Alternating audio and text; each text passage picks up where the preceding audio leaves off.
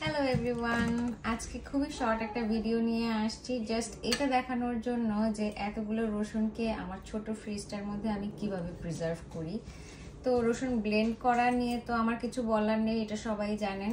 আমি usually blend করি না, আমি কি করি চপারে চপ করি, এতে করে খুব দানা দানা একটা হয়।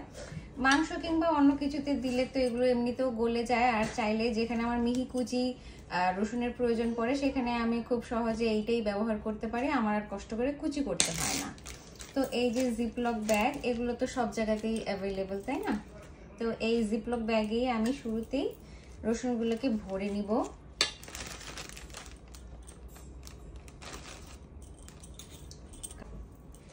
এই যে আমি রসুনগুলোকে পরিমাণ মতো ভরে নিলাম একটা ব্যাগের মধ্যে, অর্ধেকের চাইতেও কম ভরেছি। তারপরে ট্রাই করব যতটা সম্ভব চেপে চেপে এই ব্যাগের যতটা বাতাস আছে সেগুলোকে বের করার এবং একটা থিন লেয়ার ক্রিয়েট করার। হ্যাঁ,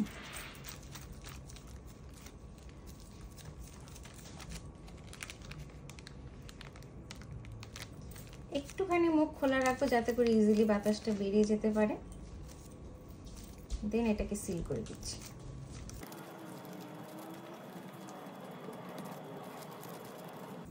এই যে একটা এরকম পাতলা একটা লেয়ার তৈরি করলাম।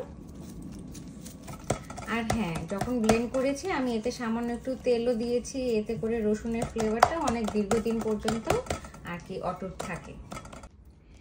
আচ্ছা, এই যে আমার থিন লেয়ারটা রেডি। জিপলক ব্যাগে আমি ভরে ফেলেছি যতটুকু আমার রসুন দরকার। এখন এরকম একটা চাকু ব্যবহার করতে পারেন বা চামচের পিছনের অংশ, লম্বা যে কোনো কিছু বা কাঠি যে কোনো কিছু দিয়ে আপনাদের পছন্দ মতো আপনারা আর কি এক একটা সেকশন করে নেবেন, ভাগ করে নেবেন।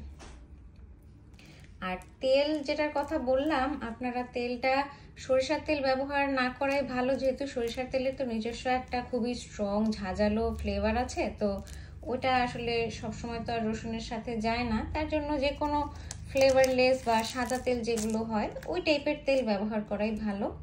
এই যে আমি প্রথমে একটা সেকশন করলাম, এখন একটু কিউব কিউব করে সেকশন করে নিব। ব্যাস, এই যে এক একটা হয়তো বা 1 চামচের মতো হবে কিংবা তার চেয়ে একটু কমও হতে পারে। তো আপনাদের প্রয়োজন মতো আপনারা একটা কিউব বা 2টা কিউব এভাবে করে ব্যবহার করতে পারবেন। তো এই যে আমার কিন্তু এটা রেডি।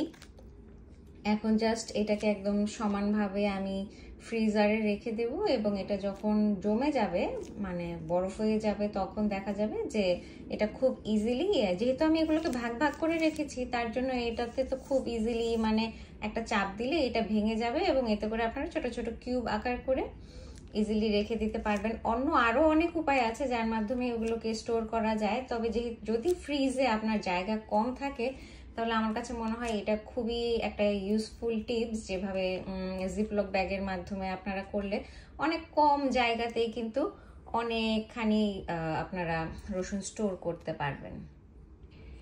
এই যে আমার কিন্তু সবগুলো ব্যাগ রেডি করা ডান। এখন জাস্ট এগুলোকে একটার উপর একটা রেখে আমি জাস্ট ফ্রিজ করে দিব, এবং ফ্রিজ হয়ে যাওয়ার পরে পরের দিন আমি এটাকে জাস্ট ভেঙে আলাদা একটা জিপলক ব্যাগ বা কন্টেনার যেখানে আপনাদের সুবিধা হয় সেভাবে করে রেখে দিলে আপনাদের যখন ইচ্ছা তখন যতটুকু প্রয়োজন সেই হিসেবে কিন্তু আপনারা ইজিলি এটাকে বের করে রান্নায় ব্যবহার করতে পারবেন। সো এই ছিল আমার আজকের ভিডিও, আশা করছি আপনাদের সবার ভালো লাগবে এবং কাজে দিবে। আজকের মতো আমি এখানেই তাহলে বিদায় নিচ্ছি। যে যেখানে আছেন সবাই খুব ভালো থাকবেন, দেখা হবে আবার খুব শীঘ্রই।